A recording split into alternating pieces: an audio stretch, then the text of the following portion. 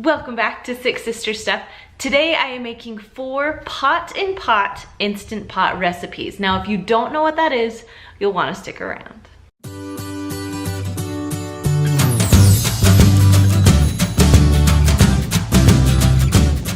Now if you are new to the channel, welcome. My name is Kristen and every Monday I share an Instant Pot recipe with you. But today I'm going to share 4 with you, and these are called pot-in-pot recipes. Now pot-in-pot cooking is so fun because anything that you cook in your oven, you can pretty much cook in your Instant Pot if you have another pot. Now I'm going to be using my springform pan and my double stack Ekovana pans in these recipes. You can also use like a normal glass bowl if you're gonna cook a little bit of rice or anything like that. Now pot-in-pot cooking can be a little intimidating, but if you watch closely, you'll see how easy it is. Now these recipes that I'm sharing are my most favorite pot-in-pot recipes. So if you guys are ready, let's get cooking. Now the first Instant Pot recipe I'm making is Instant Pot lasagna. This is a vegetable lasagna. It's super easy to make and it tastes amazing. All right, we're just gonna start with our springform pan. Like I said before, this is the 3" by the 6". So you can get it a little bit bigger, the 7", but I'm using the 6" today. All right, we're gonna start with 1 egg. Then I'm gonna add 1 cup of ricotta cheese. Then when you're done adding the ricotta, you're gonna add your spices. So I have a ½ teaspoon of each one of these. We have salt, pepper, oregano, garlic powder, and Italian seasoning. Then you're just gonna dump those all in. Next, we're gonna add 1 cup of mozzarella cheese. Then you're gonna mix everything until it's well combined. All right, when it's all mixed together, you're gonna set that aside and pull out your springform pan. Now I am using oven-ready lasagna noodles, so I don't have to boil them. It makes it a lot easier. So I'm gonna kind of measure and then break them so they'll fit right into my pan. Now, the noodles do not have to be pretty. What you're trying to do is just cover up the bottom of the springform pan the best you can. So if you notice, I am using little pieces, and it's okay because it will cook together. All right, so I'm just adding a few more noodles on, and now I am ready to put half of my cheesy ricotta mixture in there. Then you're just gonna spread it around the best you can. Now I'm just gonna take a handful of spinach leaves and just kind of tear them up and put them right on top of the cheese. Again, it's lasagna, so it doesn't have to be pretty. Next, I have a 24-ounce jar of just traditional spaghetti sauce. You can use whatever sauce you like in your lasagna. Then just spread the sauce around right over the spinach. Now you're just going to repeat your layers. So you're going to add your noodles again. And like I said before, they don't have to be perfect because they will all cook together. Next, you're going to add the rest of the cheese mixture right on top of the noodles. Then just spread it all around. Now we're ready for the spinach again. So I just grabbed another little handful and I'm just ripping it up into pieces so it will lay as flat as I can get it. And again, you're going to add a ½ cup of your spaghetti sauce or whatever sauce you love on top of your spinach leaves. And just spread it around again. Now this is the last layer of noodles. So again, I'm gonna try and measure them so they'll fit perfectly into my little pan.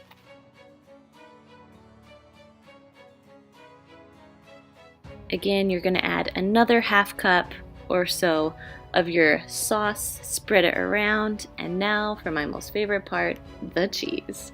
So I added about a ½ cup to a cup. I like a lot of cheese, so I added about a cup. Now once you're done with that, you're gonna take a piece of foil and put it right on top of your springform pan. Now my Instant Pot came with a steam rack, and so that's what I'm gonna use today to cook my lasagna. I know there are a lot of other things you can use for your Instant Pot, but this came with mine, so we're just gonna make it easy. All right, so now I'm just adding 1 cup of water because you need water for it to pressurize. Then I'm gonna put my pan right on top. Then you're gonna put your lid on, close it, and make sure that your thing is turned to sealing, not venting, you want it on sealing. Then on your Instant Pot, you're gonna push manual and go up to 24 minutes. Then when it's done, you're gonna let it release on its own, so you're not gonna put it on venting for 15 minutes. So now I'm preheating my oven to 450 degrees. Take the foil off of your lasagna, put it in, and watch it for about 2 to 3 minutes until it's nice and golden brown on top. Then you can pull it out. I would let it sit for a few minutes before eating it so it will stay together a little bit better. So recipe number 2 is my chocolate poke cake. Now when you're making cake in the Instant Pot, I can promise you, you won't have dry cake on your hands ever. So this chocolate poke cake, you can put all kinds of stuff on it. I decided to chop up some Snickers. Now I'm going to be using the springform pan for this one. Alright, so I'm going to take a normal box chocolate cake and just dump it in a bowl. You're going to follow the directions on the back of your cake mix. So this one has 1 1/4 cup water, 3 eggs, and a 1/2 cup of oil. Now if your directions don't match mine on your cake mix, it will be just fine. Just follow the directions on your cake mix. Now you're going to go ahead and spray your springform pan with some cooking spray so your cake won't stick. Then pour your batter right into it. Now you want to leave about a 1/2 inch at the top because it will bake up a little bit. Next, cover your cake with foil. Now this is an important part because you don't want a soggy cake. So I'm going to do 2 layers of foil. Now as you put on your foil, make sure you seal it up the best that you can. Now it's not going to be perfect, but that's okay. So now I have my Instant Pot. I'm going to add my trivet to the bottom of it and add about 1 cup of water. Then go ahead and put your pan right inside. Going to close your lid. Make sure the knob is on sealing, always. And now you can do pressure cook, or if you have a manual button, it's the same thing. And you're going to go all the way up to 45 minutes. About 7 seconds after you push that, your machine's going to say on. That's a good thing. It's going to start pressurizing and then we'll start counting down. Alright, so I let it sit in there for about 4 minutes and then I did the knob to venting to let it do a quick release. Once all the pressure's out, you can go ahead and take the lid off of your Instant Pot and your cake should be all the way done. I'm going to take my new favorite clamp and pull it right out of the Instant Pot. So go ahead and take the foil off of your cake very carefully. It's going to be a little bit hot. But you're going to want your cake hot for this next part. Now it's okay if your foil sticks to the top a little bit. You could spray it with Pam so it won't stick, but this is the bottom of our cake, so it really doesn't matter that much. Alright, so now I'm poking holes in my cake. Now this cake is really thick. I should have done a knife and gone all the way to the bottom, but because I'm using a fork, we're just doing the top today. Now for my favorite part, we are adding a 1/2 cup of caramel on top of the cake. Now this is just the caramel that you can find like by the ice cream or the chocolate syrup area. It's that kind of caramel or caramel, whatever you call it. Don't be mad at me. Now you want to do a generous amount. So I did about a 1/2 cup. You can do more. If you think that's too much, go ahead and do less. But you want to do this while it's hot so the caramel will seep down into the cake. Now you can eat it right now with some ice cream. It would be delicious, but I'm going to show you what I'm going to do. So I put this in the fridge overnight. I covered it back up, and now I'm just going around the edges so it will pull out pretty quick. Putting a plate on the bottom, flipping it over, and then popping open my springform pan. Now because I sprayed it with non-stick cooking spray, the springform pan comes off so easily. And so does the top. Well, the bottom. Alright, I like to add toppings on top of my cake. So this is a Snickers bar. You could use Milky Ways, Twix, Reese's Peanut Butter Cups, whatever topping you want. Next, I'm just going to put it on top Cool Whip. I know there's Cool Whip haters out there. That's fine. You can use real whipping cream or a frosting even if you want to. So I just put some Cool Whip all over the top, then kind of clean up the edges a little bit. Add a little bit more caramel just for a cute drizzle. There's not a lot of flavor with that, but it looks good. Then I'm just going to add the Snickers that I cut up right on top. So I'm going to call this my Snickers poke cake. Now cooking cake in the Instant Pot makes it so moist and delicious. You're going to die when you try this, especially when you put the caramel in it. You can see how the caramel's gone down into each bite. Recipe number 3, I am making meatloaf and potatoes at the same time. I like to use ground turkey for this recipe, but you can use ground beef. My grandma would use ground beef. Alright, we're going to add 1/4 cup of ketchup. I'm just kind of guessing there.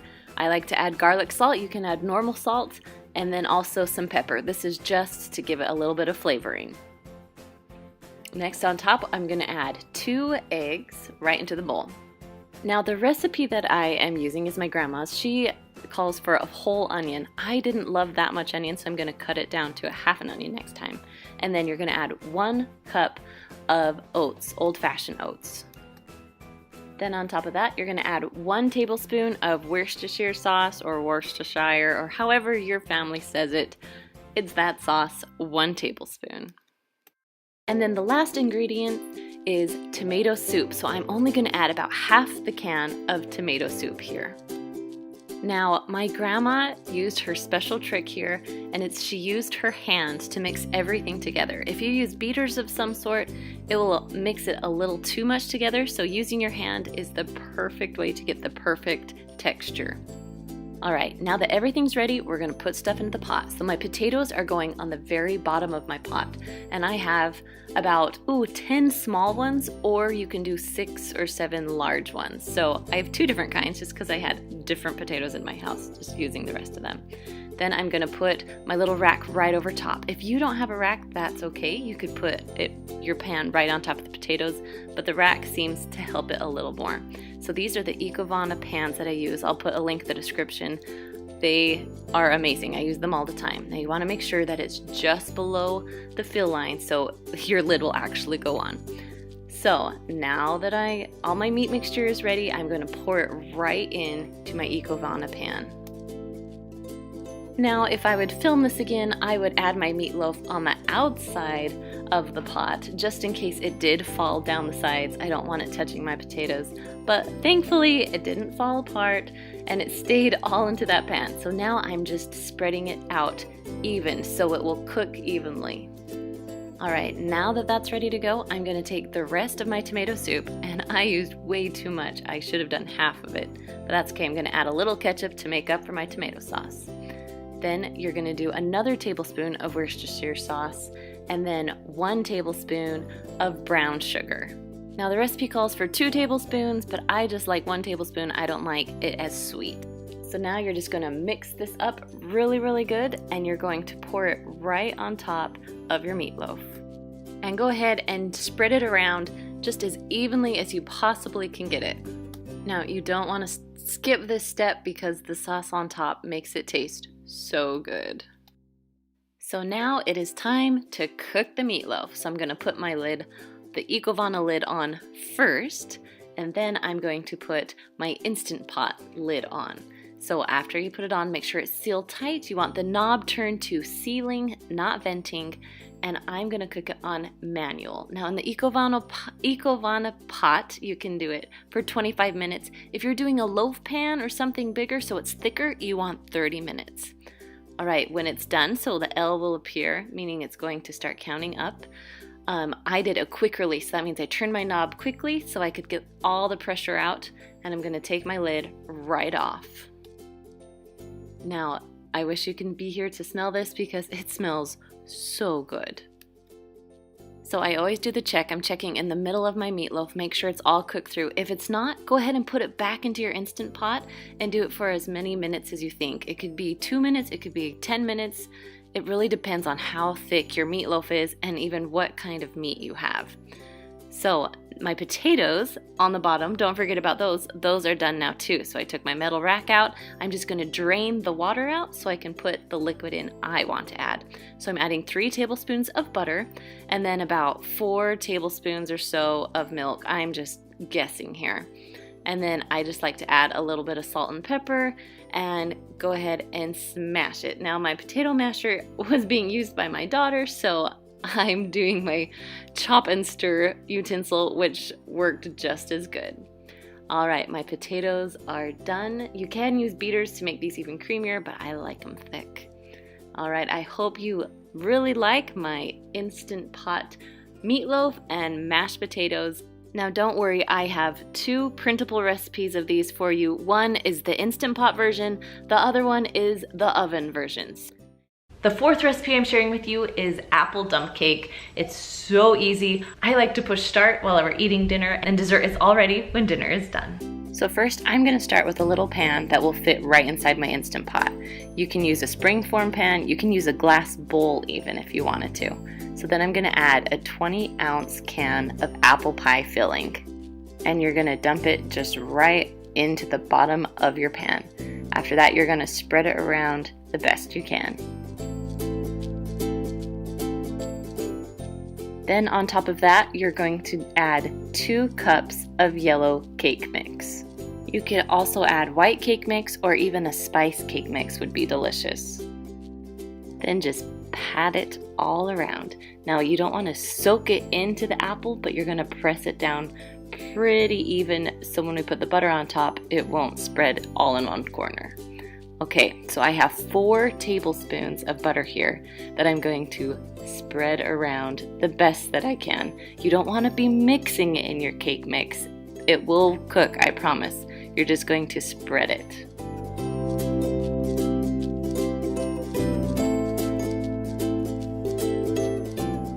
So now I'm going to add 1 cup of water inside of my Instant Pot. And if you notice my little trivet thing, I don't want my bowl to sit right into the water, so it's going to sit right on top of that. And that is all you have to do. So now you're just going to take the lid, put it on, make sure that it's on sealing and not venting. There we go, sealing. And you're going to cook it on manual for 25 minutes. Once it's done, you're going to push it over to venting because we're going to do a quick release with this one. Then when it's all done releasing its pressure, you can take the lid off and it smells amazing. Once the steam kind of goes away, then you can pull it right out. Now I love to make this right as we're eating dinner, and so it's all ready to go when dinner is done. I love to add a little bit of ice cream on top, or you can add whatever you like to put on your apple dump cake, also known as apple cobbler. Now, if you're new to the Instant Pot and you need a little bit of help, I specifically put these 2 videos up there just for you. All right, guys, I'll see you next Monday. Bye.